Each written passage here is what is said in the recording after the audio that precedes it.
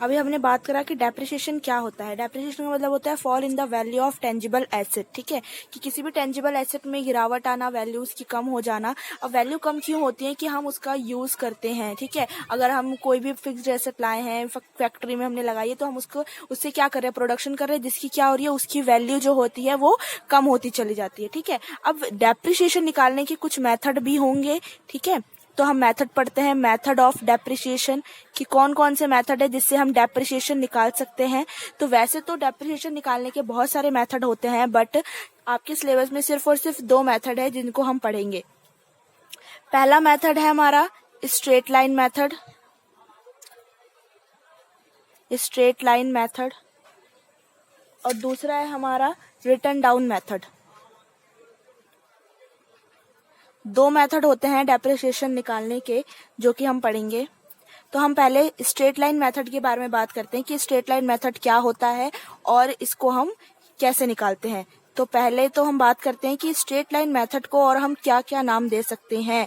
देखो, straight line method को हम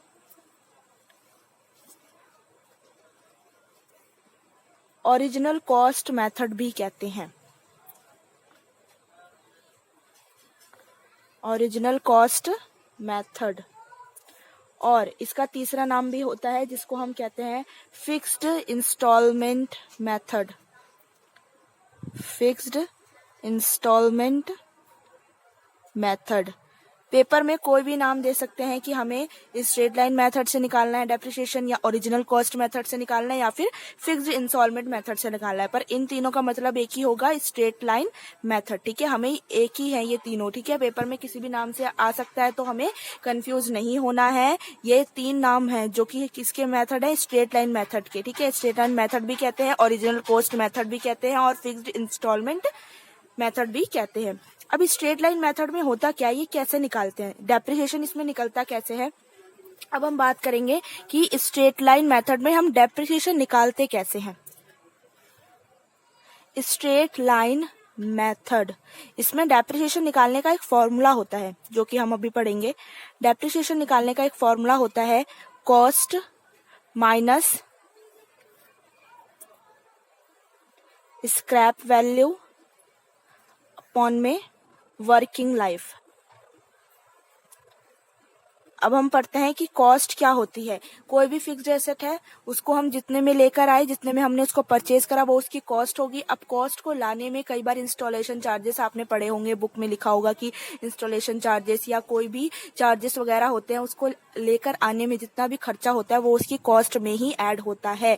ठीक है, अगर 1 लाख की कॉस्ट है और उसके ऊपर 20 लाख का इंस्टॉलेशन चार्जेस लग रहा है, तो हम जो कॉस्ट होगी उसकी मशीनरी की वो 1,20,000 होगी। ठीक है, दूसरी है स्क्रैप वैल्यू। स्क्रैप वैल्यू क्या होता है कि कोई भी फिक्स्ड एसेट है, उसको यूज करने के बाद 4-5 साल हमने उसका यूज करा, उसके बाद हमने उसको मार्केट में ले गए बेचने के लिए, तो उसकी कोई वैल्यू ही नहीं बची, वो कबाड़ में जा रहा है, तो उसको क्या कहेंगे हम? Scrap value. ठीक है, और वर्किंग लाइफ यानी कि वो कितने साल इस्तेमाल की जा सकती है, तो वो उसकी वर्किंग लाइफ की जगह एस्टिमेटेड लाइफ भी हम लिख सकते हैं। ठीक है, तो ये फॉर्मूला होता है डेप्रिसिएशन निकालने का। फॉर एग्जाम्पल कि एक मशीनरी की कॉस्ट है 1,20,000। ठीक है, उसकी स्क्रैप वैल्यू है 20,000 और वर्किंग लाइफ है 10 ईयर। ठीक है, 1,20,000 में से 20,000 माइनस करे हमने, तो 1 लाख अपॉन में 10, तो यानी कि डेप्रिसिएशन कितना निकल आया?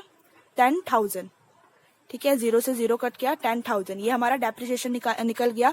अब हर साल हम 1,20,000 में से हर साल सीधा हम 10,000 माइनस करते रहेंगे।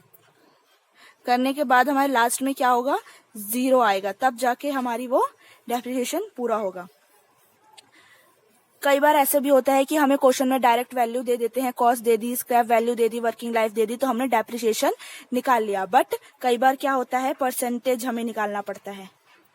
तो परसेंटेज कैसे निकालते हैं हम? डेप्रिसिएशन